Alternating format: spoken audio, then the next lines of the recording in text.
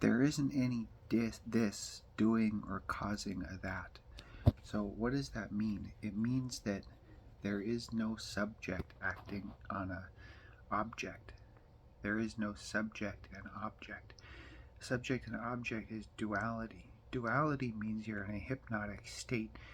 And I'm thinking here, that Susan didn't respond to me, and what was I to do?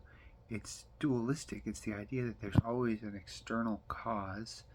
If Susan had told me what to do, she would have caused me to do that thing that she wished that I would do.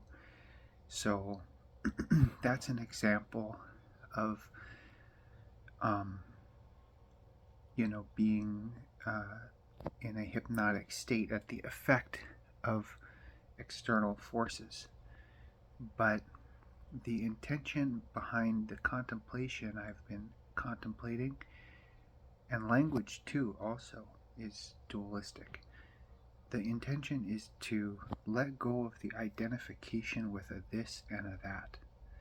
So I'm a very good hypnotist, Willie, because I always use good words, and I thank people when I buy things at the store, and I do all of the kind things. I have a good relationship with people, my parents, friends, potential lovers. My ex-girlfriend is also wonderful. No problem with my ex-girlfriend. Totally love her still. So the way out of the duality of a this and a that is to constantly be aware of what is doing the speaking, what is doing the thinking, what is doing the meditation, because the mind, the ego, can't really stop it, because the mind, the ego, is structured that way. The mind, the ego, is always, even with the work of Dr. Hawkins, remember, it's looking for some kind of explanation, some kind of information. Now, some of the information that we're discussing is highly transformative and very, very, very powerful. And what I'm trying to tell you is that this is duality per se, which is very difficult to transcend. But the notion, the concept of you and I as friends, you and I as friends, is only in the mind.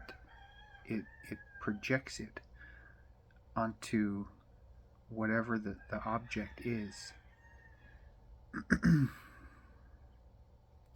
But the mind, the thoughts, I'm not deciding what I'm going to think. I'm not deciding what I'm going to say.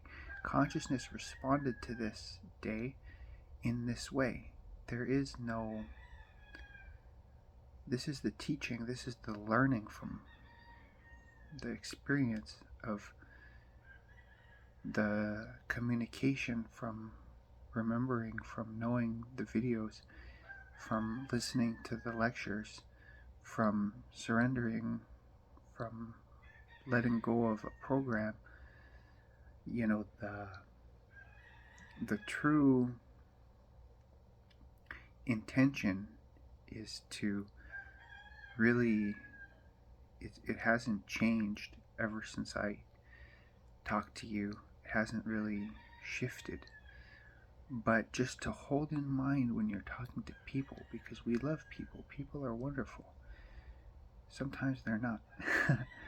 The whole thing is to see that there is no this doing or causing a that.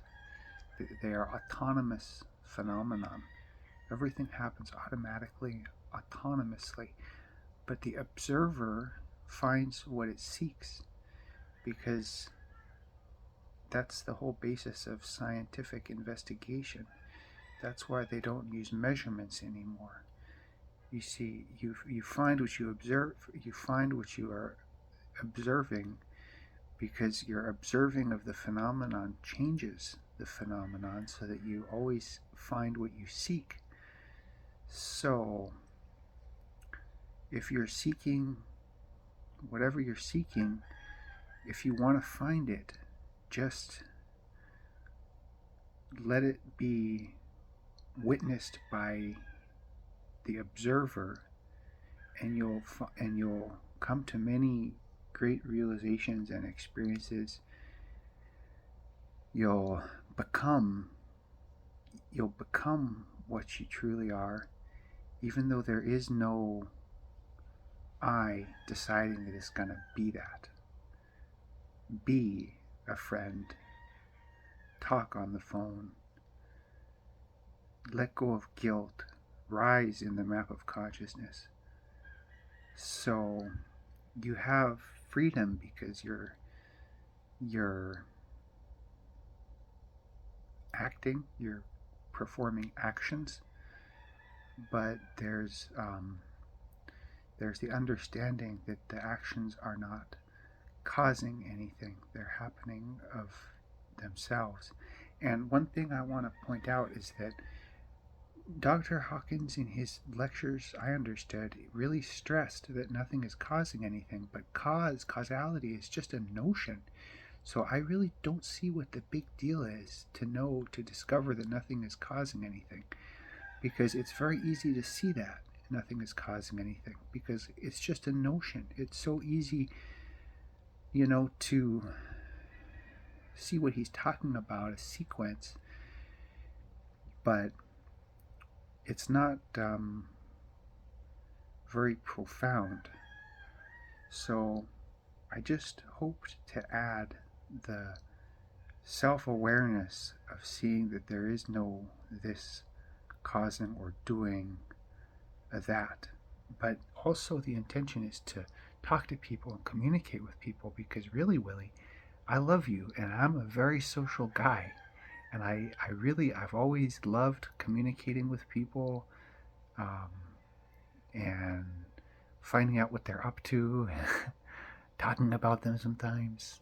Always good things. Well, can't make a judgment. I hope you're well. I hope that I can resolve the question I had for Mrs. Hawkins. I hope that David Hawkins is, in his Gloria in Excelsus Deo, my best friend.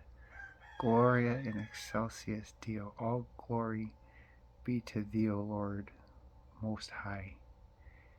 And I hope that you feel just as free within yourself as I do, because especially when you come to the realization that you don't need this body, you have really transcended something very important. Thank you.